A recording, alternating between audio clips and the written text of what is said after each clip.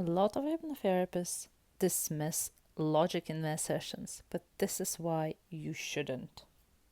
So, a lot of the times, clients have these logical conclusions around their problems. Logical, and not necessarily just logical, but also the conscious conclusions around their problems.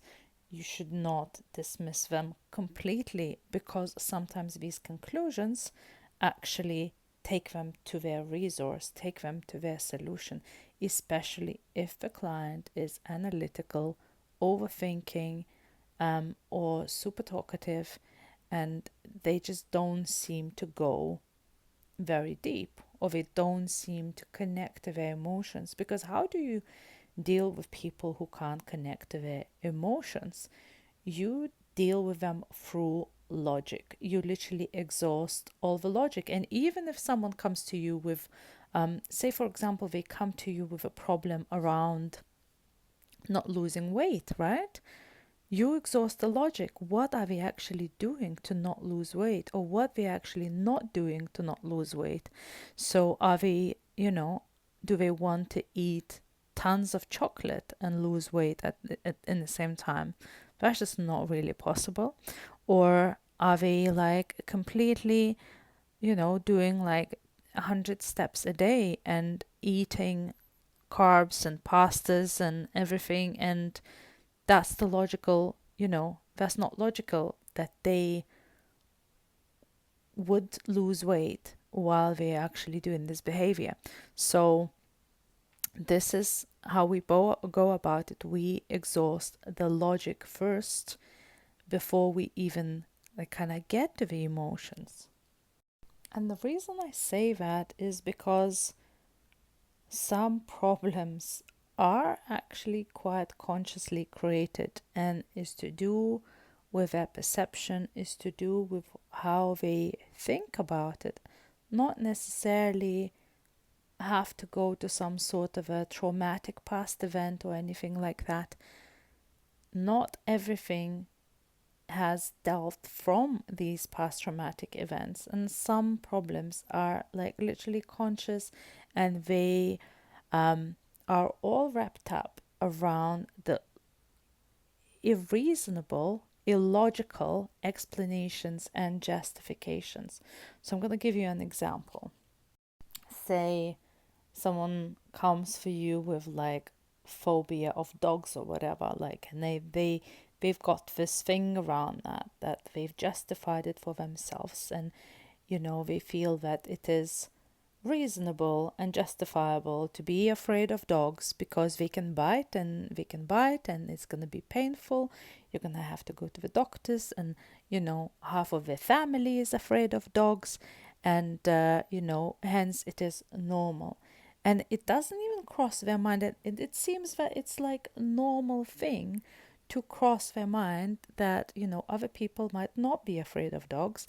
So that's this irrational reasoning, is like it doesn't even cross their minds that other people might not be afraid of dogs, and they just created all of a story around it. And when you question it, when you say like, look, how come John is not afraid of dogs even though he's been bitten, and then they're like, oh, in their subconscious mind will pick up on that, because in their subconscious there isn't even a possibility to not be afraid of these dogs. But when you give these sorts of like examples and stuff, and they go like, oh, okay, so there is a possibility to not actually be afraid of a dog even after the dog bit me, because it's not going to be the same dog. If they generalize the whole dogs as a blanket, but only one bit them, it's illogical rationalization, and you can actually go into therapeutical mode with them with reason and with logic, and you exhaust that logic. Or like another one is when someone goes and says, all right, so how come I can't lose weight?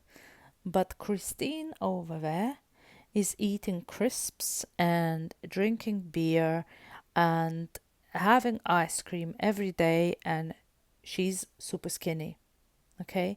And somehow in their mind they've made it up that it is normal to be doing this type of behavior and be skinny. But actually, this is abnormal.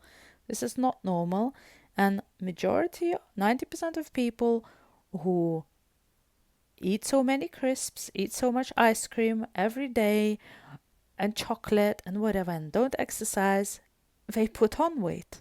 So for someone to actually be doing all this and staying skinny is actually abnormal. So you have to show to the person that some of their rationalization around the problem is not normal. And the normal would be other way around, right? But you don't actually do it just by pointing it, oh, but but that blah blah blah, because they've already thought about this. You actually doing it by asking correct questions to make them realize that, okay? So to make them realize that, and even if you ask the question to, like, for them to go like, yeah, it makes sense, but there's processing going in the back of their mind that is now actually going against the problem that they have created. So when I say you need to exhaust the logic, you need to exhaust the logic.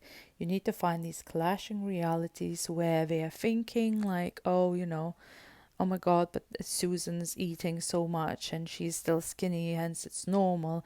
And for me, there must be something in my mind that needs fixing, that I'm not normal. I'm also eating all of that and I'm not losing weight. Well, actually, you're 90% of the people, and you have to actually address your eating and exercising behaviors. But they need to come to that conclusion by themselves.